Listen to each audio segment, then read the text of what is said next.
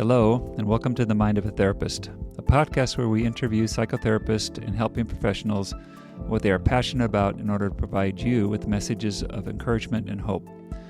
The Mind of a Therapist is sponsored by Psychological Counseling Services, PCS, Healing Hearts and Transforming Lives. Please look into our intensive program at pcsintensive.com. I am Dr. Marcus Earle, the Clinical Director of PCS. Each episode will be hosted by me or another PCS therapist. Please enjoy the following discussion.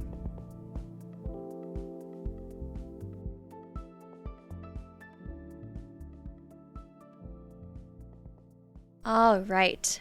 My name is Megan Lawson. I am the host today for Mind of a Therapist podcast, and today I'm sitting with the Clinical Director of PCS, Dr. Marcus Earle. Hello. Megan. Thank you so much I love this. I'm on the other side of this. The roles have reversed. You know, you've been spending so much time sitting with all of us over the last few months, really getting to know us and allowing, the listeners to be able to get to know us, which is a really beautiful experience. And I was reflecting that no one's interviewed you yet. Right. So I would love for everyone to get to know the beauty of you and also the beauty of PCS, because this last year we celebrated the 50th anniversary of PCS, which is a big deal. Yes, it is a really big deal. It's been fun. It's been fun. It's been fun. I think what we offer is so unique, so I would love to be able to touch on that today. Yeah, perfect. So starting off with getting to know you, tell our listeners and tell everyone about you, who you are as a therapist, how you got started and involved in your footprint and foundation in PCS, and what your development throughout the years has been like. Such a long journey. So my dad started the business, as I think most people know, back in 1974, and I joined in 1988. The journey was one that I don't think anybody really predicted. So growing up, I basically was one of those children that just was in the moment, and that was about it. Worried about how I looked, how I sounded, a lot of insecurity, and so that's a great breeding ground to become a therapist, as we know. What evolved is going to undergrad. I tried many different things. So I tried oceanography. I tried astronomy because I wanted to be outdoors, and so that was my goal. And I didn't like either one of them because they had too much science and math. No, you could have known that ahead of time. I didn't figure that out, which is also reflective of how I kind of went through life at that point. Then I was taking psychology. I minored in religion, and that just clicked for me at that point in time, and so that started the journey. I was too scared, I think, to go out and work right out of undergrad, so I decided, why not go to graduate school? And that ended up being a great process for me. I had applied to both psychology programs and marriage to family therapy programs. I did not have the test scores or grades to get into the psychology programs, which has ended up being a gift. So coming up short is often a great thing for us. And so I worked out being or getting accepted into marriage to family therapy programs, newer field at that point in time. And it was just the perfect fit for me, because I think had I been in a psychology program and just had the individual focus, I would not have had the excitement that I had learning new things. I wouldn't have the perspective that I've developed, in regards to having more of a broad systemic view of things.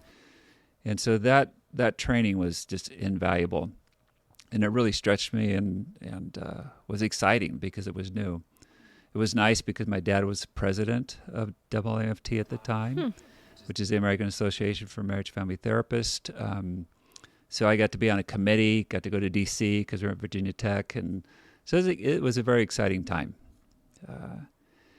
And the beautiful thing for grad school for me at that point is that we had a group of friends in this church, and there were probably 8 other couples, all in the same situation. And so we had this really great relationship. We did activities together, and so that is what helped me to get through grad school. because Robin, my wife, was also getting her master's in education. Oh, yeah. So we were busy. Very.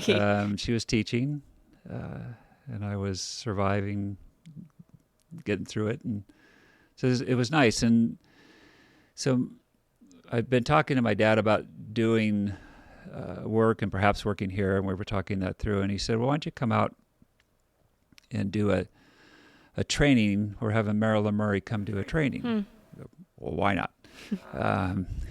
Free trip back here. Yeah.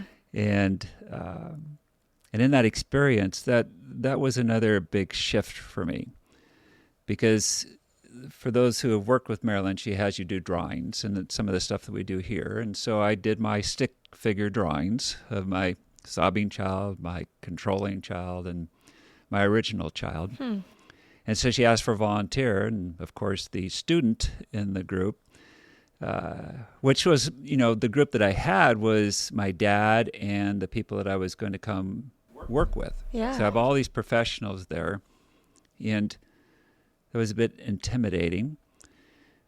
But sure, I'm used to volunteering. I've been doing that now for 5 years. Let's just keep it going. Why not?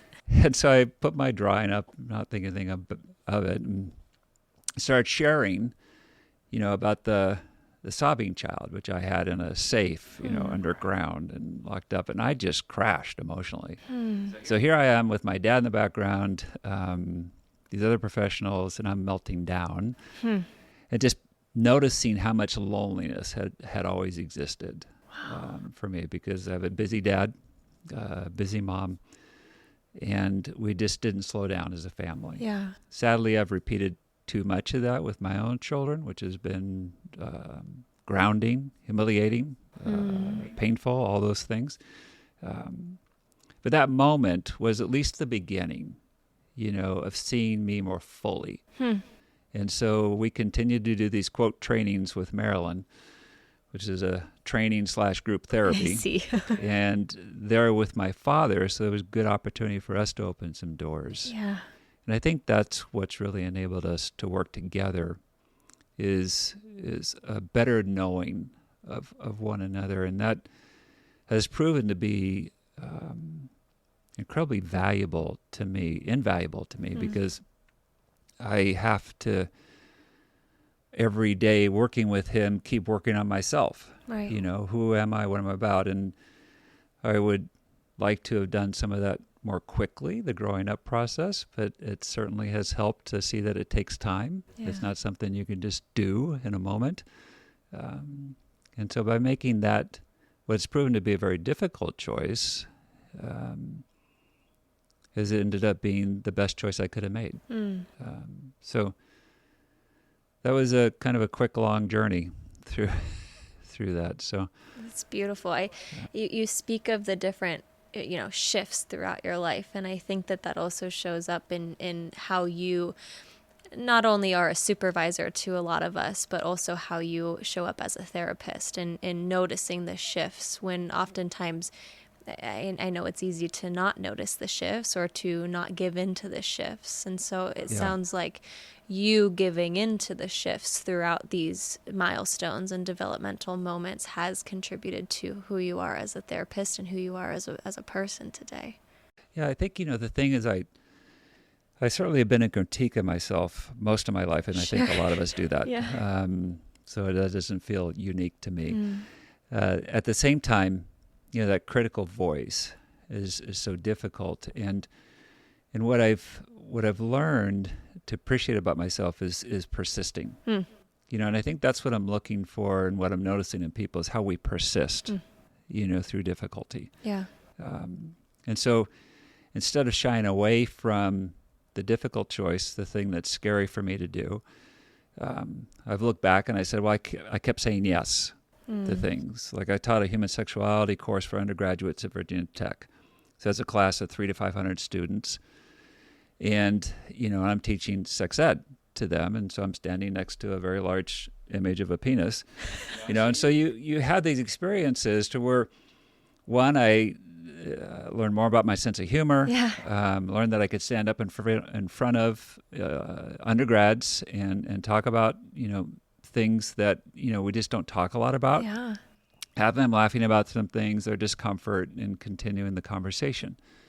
And so those stretches are feel impossible in the time. Like I couldn't imagine myself teaching, to that large an audience. Didn't have much experience. I didn't have any experience really teaching. Yeah. And yet by doing it, I discovered I could. Was I the best or whatever? That didn't really matter. It's just that I did it. And so that actually went really well. And so each moment is the saying yes, because when I've said no, my daughter would call this fear of missing out. That's an issue in our family. That's part of it. The other part of it is realizing I missed an opportunity to stretch myself. Yeah. And to grow. Yeah. Yeah. I think that's something you teach too. And it makes sense why now, knowing that experience and those experiences that you've had, is you have to.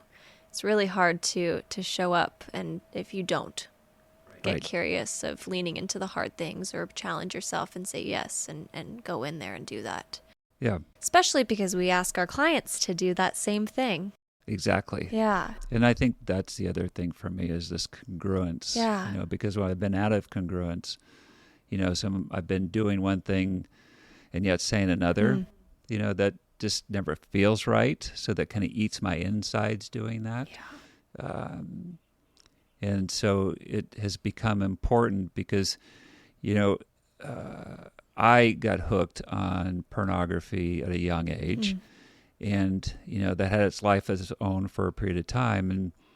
And so to be in recovery, for something that's out of control. So no matter what it is, if you're not congruent, you're just not going to maintain that recovery. Yeah. And that's why, honesty is so important. Saying what you mean, that your behaviors line up with what you're feeling, with what you're saying to people.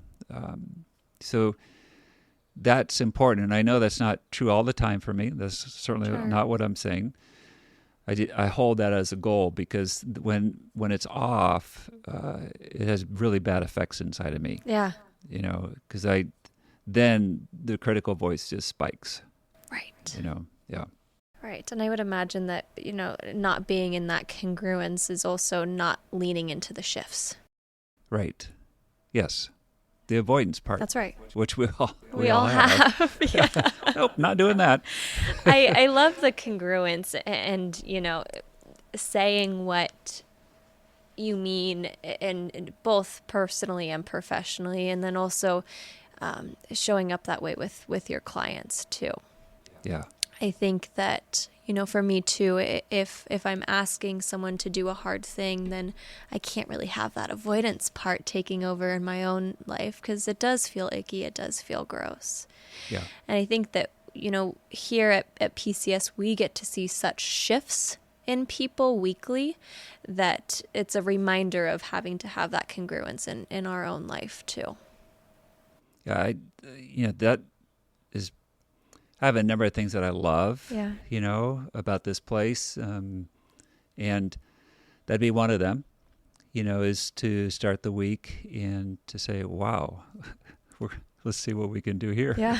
In regards to the clients that we have in group. And then, that's a Tuesday morning that I have with the intensive clients. And then by Thursday, seeing this incredible shift go on is so exciting.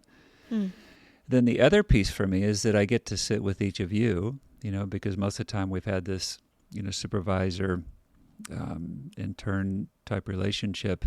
And what an honor for me to get to sit with each of you, to learn about you, to see what it's like to go through this whole new experience again, the anxiety, the worry, the self-doubts, all that stuff that goes on.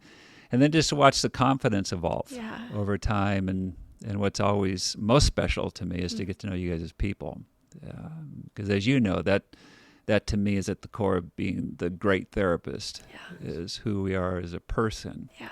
And are we taking care of ourselves, or are we, putting the image on? And that's what I think is really fantastic about here is, well, everybody has their image for sure.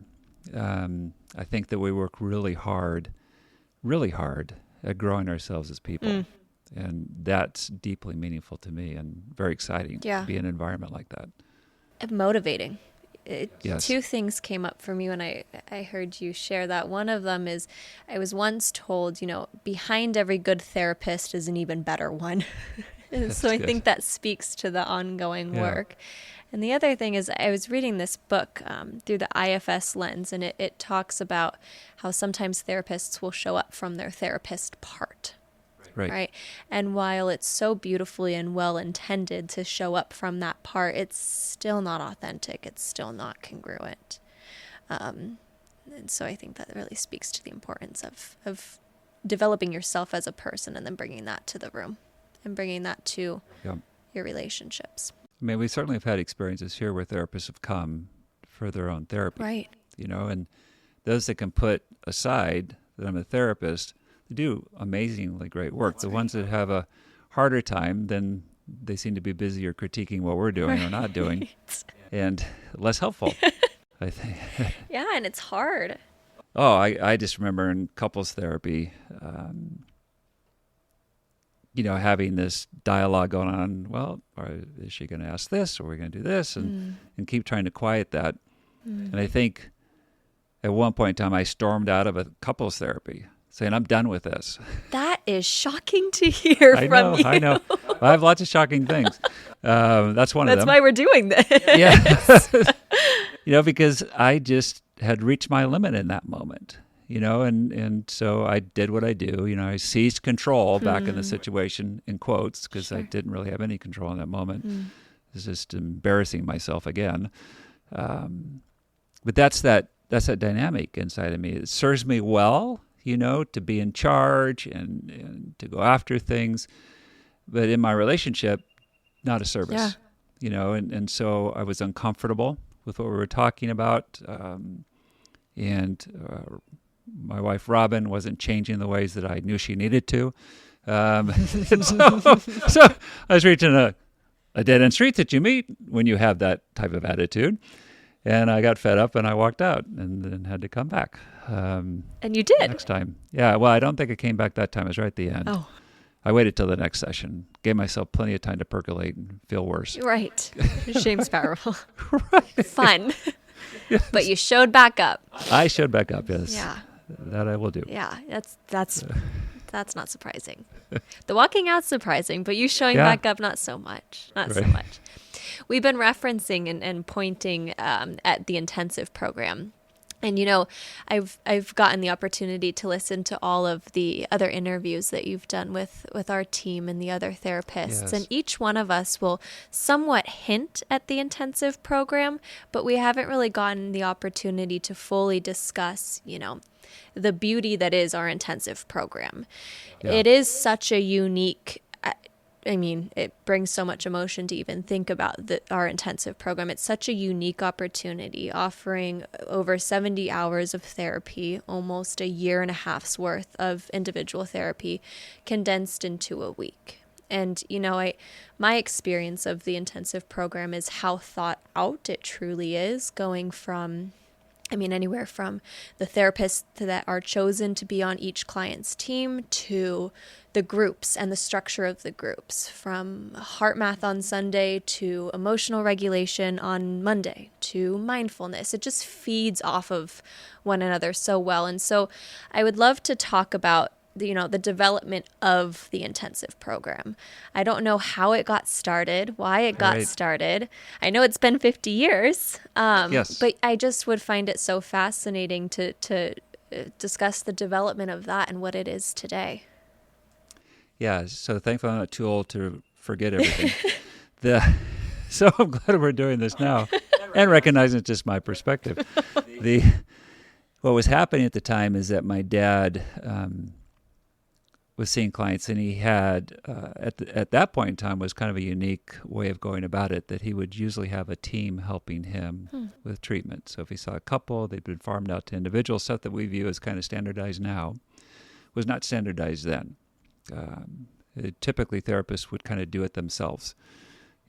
See the couple, see the individuals, and And that was more of a standard. That wasn't true for everybody, but for a lot, that was the case. And so he had come across Marilyn, and she was seeing 2 people a week for 20 hours each.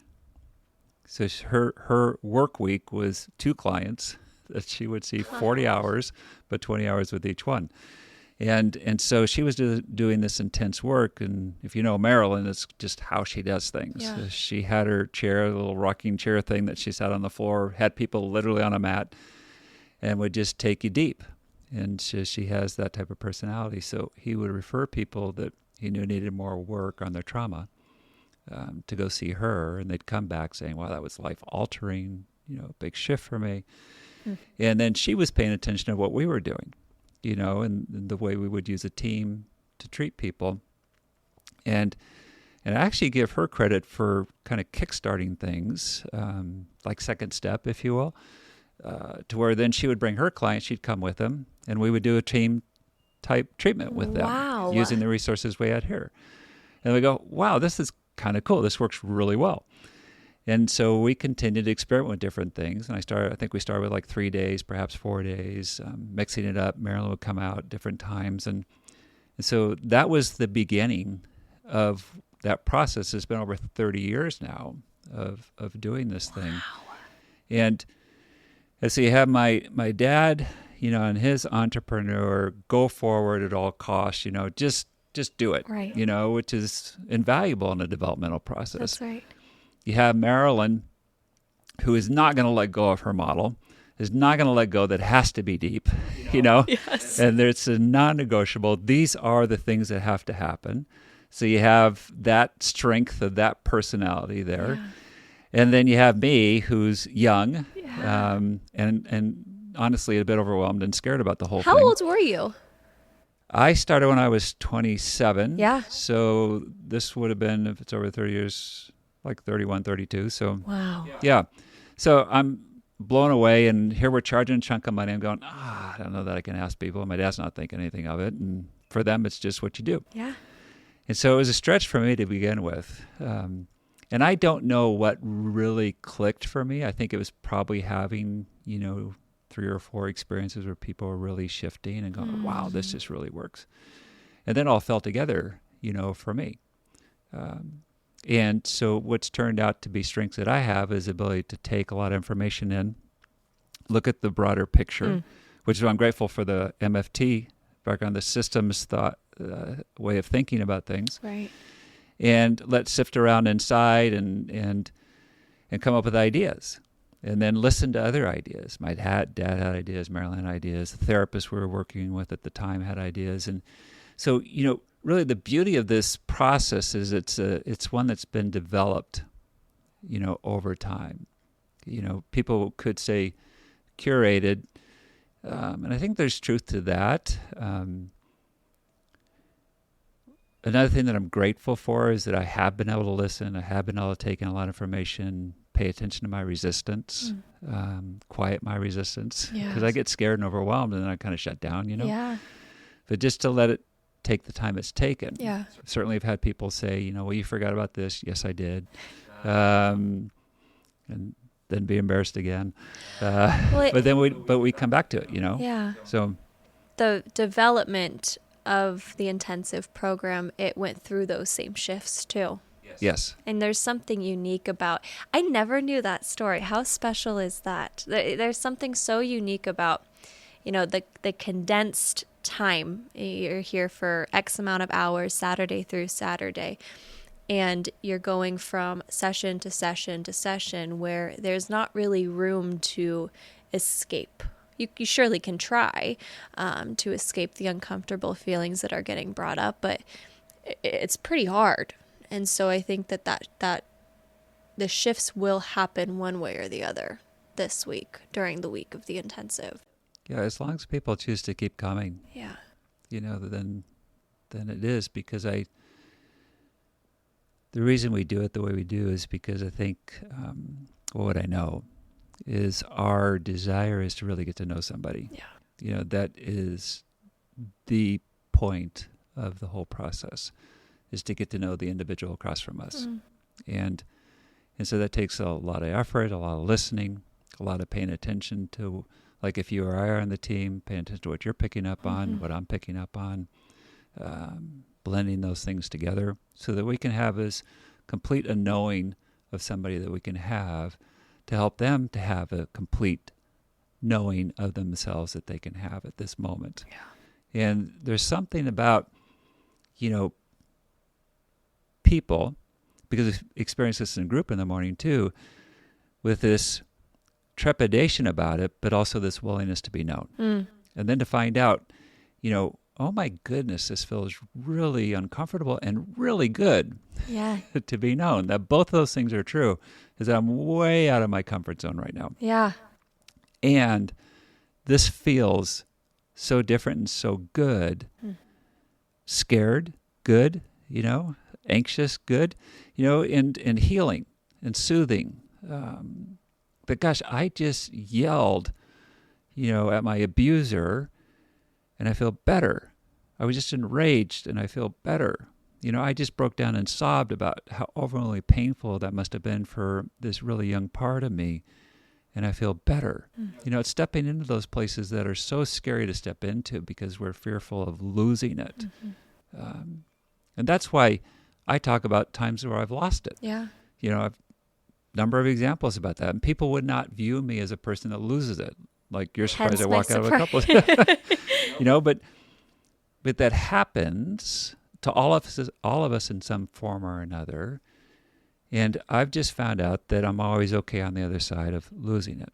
And I've learned something every time, for that. And so I don't have trepidation about people losing it.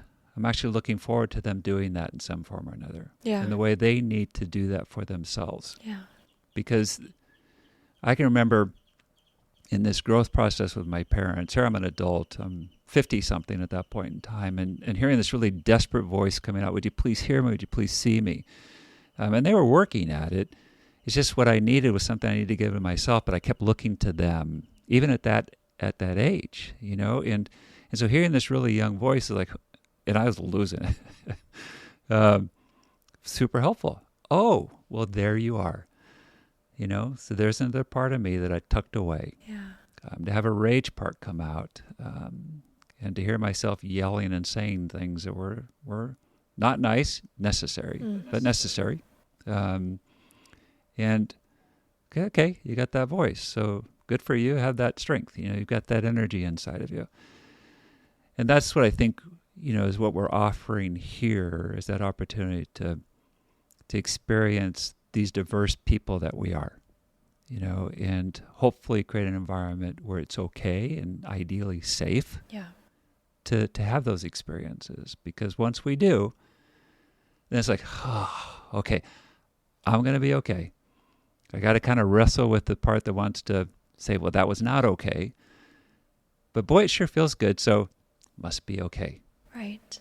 Yeah.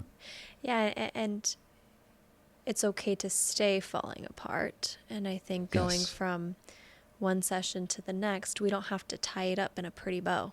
Because I know if I have someone across from me that it's experiencing those wounded parts for the first time and fully emerging in that experience of the hurt, as a therapist, I don't feel inclined to tie it up in a pretty bow and then send them out on their way, because I know that they're going to another place where they can continue to feel and sit with that.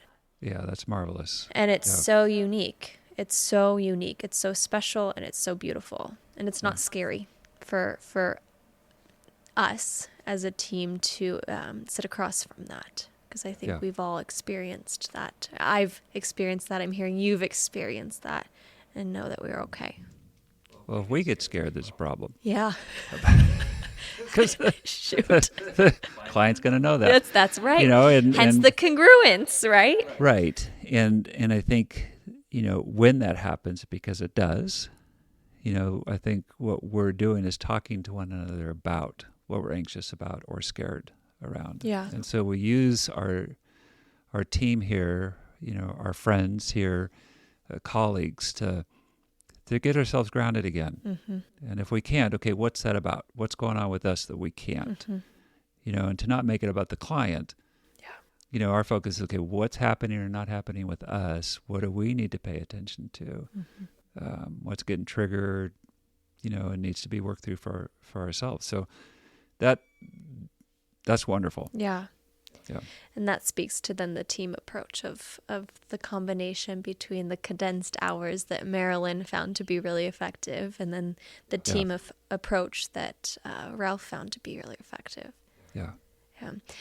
I remember sitting in this group room where we're sitting right now as an intern, and I was sitting in between you and your dad, and the energy in that room and the way that you would challenge clients was always so motivating too. Because I truly believe that clients come into the intensive program and therapy in general to be challenged. And I think that that's something that you do so beautifully, and it speaks to not shying away from the uncomfortable emotions or shying away from the shift that may occur. Yeah. That's that persistence again. Yeah. That's right. And, the other thing is I get comments a lot about, how I lead group, and people appreciate it and some people don't like it. Get a mixture, which is helpful. And really, I think what it is this curiosity and this desire to really understand. Yeah. So people have my undivided attention, in that moment. I've wanted that, so the emotion that comes up right now is, I think that's what we all want. Yeah.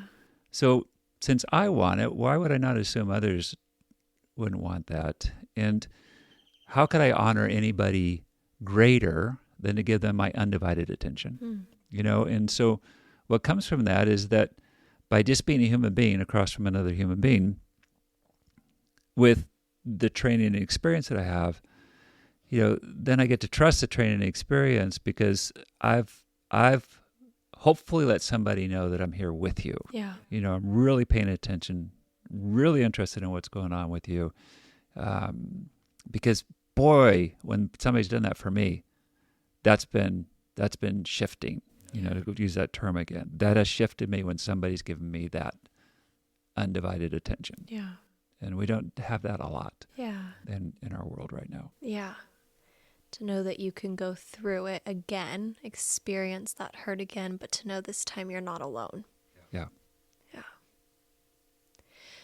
So what are you hoping for in the future of the intensive program, or in the future of PCS? There has been so many shifts and development over the years. Yeah. What do you see in the future?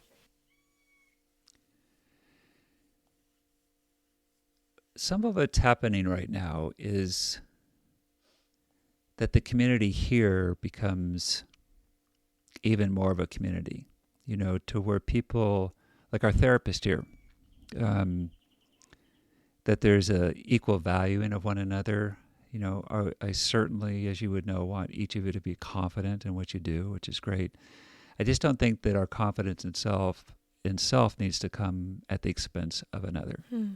So I think what we're experiencing now is this wonderful growth of I don't know what I don't know. I want to know more. I'm going to learn from you. I believe you're going to probably learn some things from me.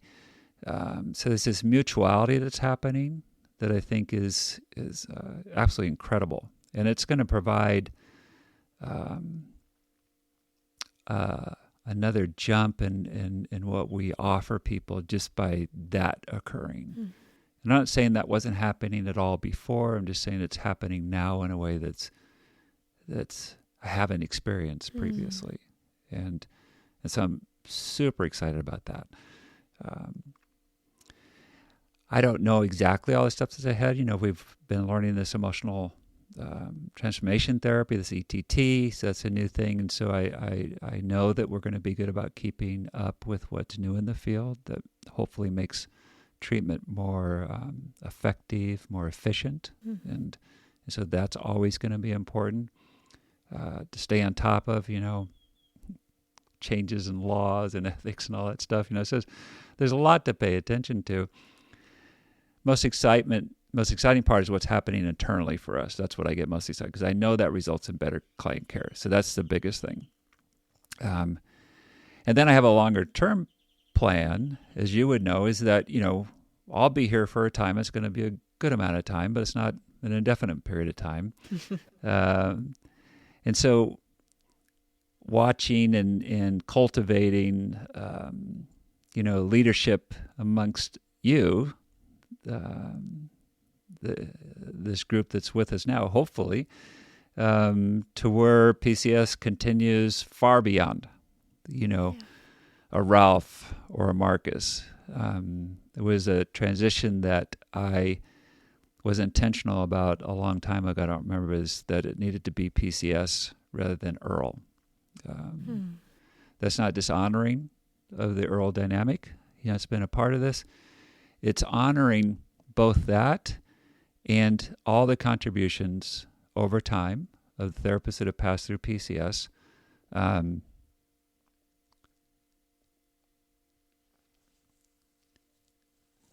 The clients that have passed through PCS, that's an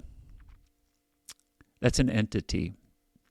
That's a richness that we can't fully describe. And so I would love nothing more than to see this thing continue and become what it's going to become. That's beyond, any one or a few individuals. It's this collective thing. And that's life at best, is when it's collective and it's developing. And so if we can have that influence for ourselves, that influences clients, that then has whatever impact it has on the environment around us, that's just a beautiful thing. Yeah. Beautiful. Thank you. Yeah. Thanks for this time. This is really special. Yeah, this was really special. I learned so much more about you, which I thought would be nearly impossible given the time that we have been able to spend together. So beautiful. Thank you. Yeah. Thanks, Megan. Yeah. Thank you. Please press the subscribe button, as well as rating and providing a review of our podcast. This helps others to connect with what you have been hearing. If you have any questions, please contact us at themindofatherapist@gmail.com. These questions will be kept anonymous. I want to thank Eric Price for the wonderful music you hear in this podcast. Additionally, this podcast was created to provide accurate and authoritative information on the subject matter. Although we are interviewing licensed therapists, they are not your therapist. This podcast is not intended to serve as direct medical advice and should not be used as a substitute for direct professional help. It is given with the understanding that neither the host, publisher, guest, or PCS are rendering legal, medical, or clinical professional information. If you need a professional, we encourage you to find one. Visit Psychology Today to find a licensed clinician near you.